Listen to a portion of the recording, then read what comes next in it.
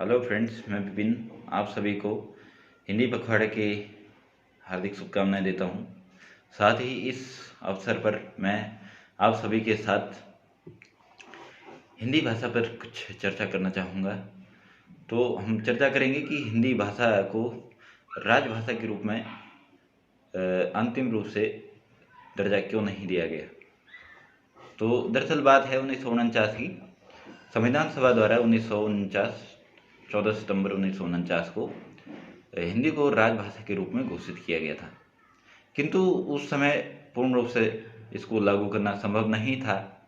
इसलिए निर्णय लिया गया कि 15 साल तक हिंदी के साथ साथ अंग्रेजी का प्रयोग भी किया जाता रहेगा और उसके बाद अंग्रेजी को हटा करके हिंदी को पूर्ण रूप से राजभाषा के रूप में प्रयोग किया जाता रहेगा।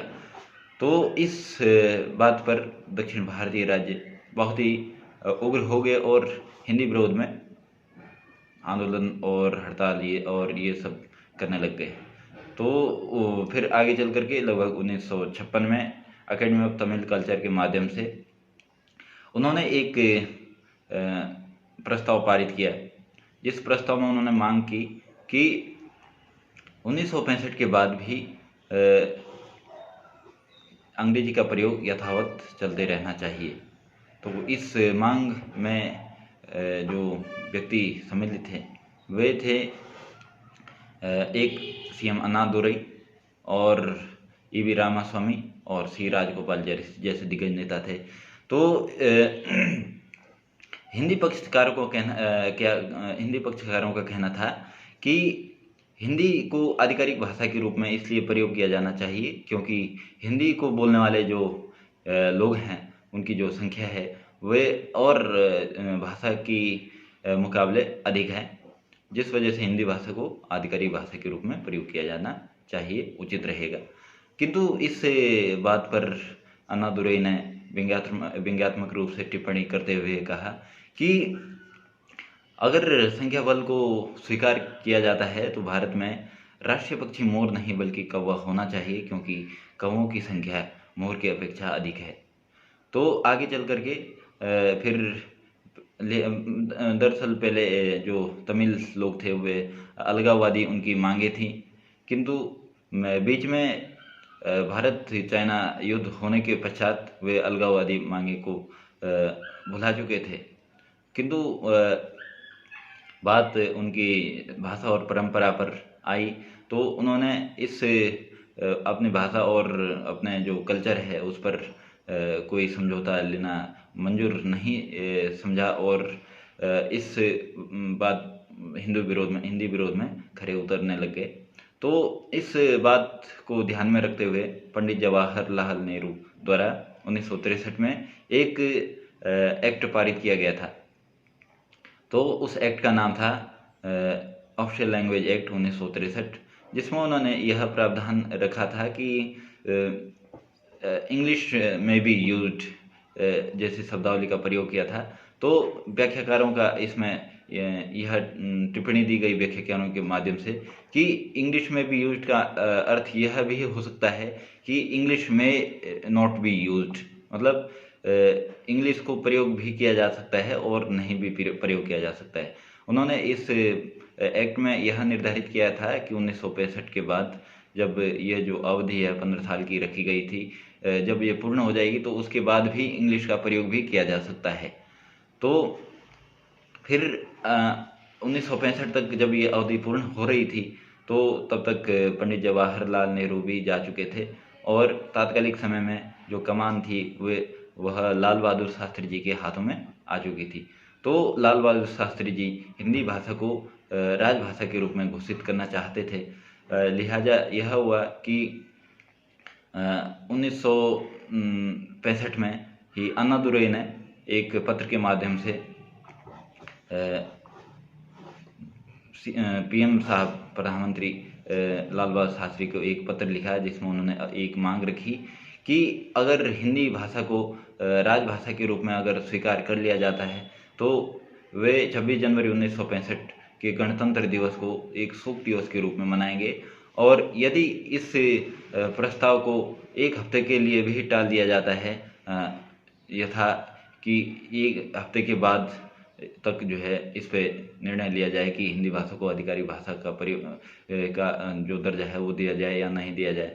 तो वे मतलब पूरी जो उनकी जो पार्टी थी डीएमके, वे इस गणतंत्र दिवस को खुशी खुशी मनाएंगे। किंतु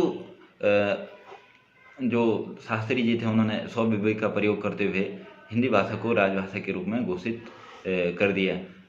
तो इस बात पर जो दक्षिण भारतीय राज्य थे उन्होंने बहुत ही विरोध किया, और जहाँ पर भी हिंदी भाषा का प्रयोग किया गया था उस पर कालिख पोत दी गई थी, और जहाँ पर हिंदी भाषा के पुतले जला दिए गए थे। तो फिर आगे चल करके ये आंदोलन अत्यधिक उग्र तब होने लग गया जब लोगों ने अपने आप पर आग लगा दी थी। यहाँ तक कि एक 21 साल का लड़का जिसने आत्महत्या कर ली थी और सुसाइड नोट में लिखा था कि वे इस आत्महत्या को अपने तमिल लोगों की अधिकारों की वजह से जो तमिल लोग हैं उनके अधिकारों के लिए वे अपनी आहुति दे रहे हैं। तो फिर आगे चल करके जो मोरारजी देसाई थे कांग्रेस पार्टी से, उन्होंने एक प्रेस कॉन्फ्रेंस के माध्यम से एक बयान दिया। तो उन्होंने अपने बयान में यह कहा था कि तमिल लोगों को भी हिंदी सीखनी चाहिए ताकि वे पूरे भारत में अपना दबदबा कायम रख सकें। लेकिन उनकी बात पर तमिल लोगों ने कोई चिंता जाहिर नहीं की और कोई चिंतन मनन नहीं किया। हालांकि जो तमिलनाडु था उस समय मद्रास था, तो मद्रास राज्य के जो वहाँ से 2 सांसद आते थे मंत्रिमंडल में से, उन्होंने इस्तीफा दे दिया था क्योंकि वे मंत्रिमंडल में केंद्रीय मंत्री थे, तो उन्होंने वहाँ से भी इस्तीफा दे दिया। तो इस इस्तीफा के चलते वो जो दिनांक थी वो 11 फरवरी 1965 थी।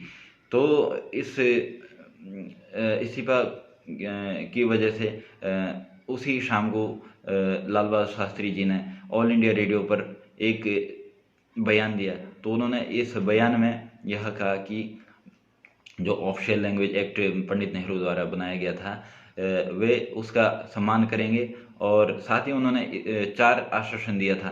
तो उस आश्वासन में उन्होंने कहा था कि कोई भी राज्य अपने जो काम है वो जारी रखेंगे, और जो भाषा है वो प्रयोग में जो उनके द्वारा लाई गई है वो उनकी अपनी जो राजकीय भाषा भी हो सकती है और अंग्रेजी भी हो सकती है। और फिर दूसरा आश्वासन उन्होंने यह दिया कि केंद्रीय और राज्य, या हम कह सकते हैं राज्य और राज्य के मध्य जो संवाद है वो या तो अंग्रेजी में होगा और या फिर अंग्रेजी उसमें संलग्न रूप से उसमें अनुवाद किया हुआ होगा।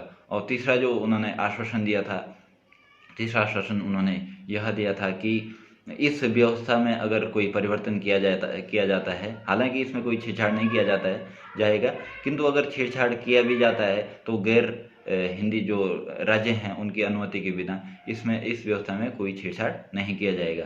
और जो चौथा आश्वासन उन्होंने दिया था वह यह था कि केंद्र में समाज के रूप में अंग्रेजी का प्रयोग जारी रहेगा। तो ये 4 आश्वासन देने के उपरांत ये जो विरोध था, हिंदी विरोध के जो नारे थे, हिंदी विरोध में जो हड़तालें थी, हिंदी विरोध में जो उनकी द्वारा जो किए गए जो बहुत सारे उग्र आंदोलन थे वे समाप्त हो गए थे। और साथ ही हिंदी भाषा को बढ़ावा देने के लिए एक समिति 1900 जो एक्ट था ऑफिशियल लैंग्वेज एक्ट 1963 जो 1965 में लागू हुआ, किंतु संशोधित रूप से 1976 में एक इसकी जो धारा 8(1) थी उसमें यह निर्णय लिया गया, मतलब यह हम कह सकते हैं कि उसमें यह प्रावधान किया गया कि हिंदी भाषा को बढ़ावा देने के लिए सरकार एक समिति गठित करेगी, जिस समिति में राज्यसभा और लोकसभा के मेंबर सम्मिलित रूप से होंगे और जिनकी संख्या 30 होगी, जो यह निर्धारण करेंगे कि हिंदी भाषा की प्रगति कितनी हुई है और इसमें क्या क्या इसमें ज़रूरतें हैं। और साथ ही इसमें इस धारा में यह प्रावधान किया गया कि हिंदी भाषा को और व्यापक बनाने के लिए इसमें अवार्ड देने की भी प्रावधान किए गए थे। तो हम समझेंगे कि जो उस समय जो परिवर्तन किए गए थे वह वर्तमान समय में भी चले आ रहे हैं। और धन्यवाद आपको।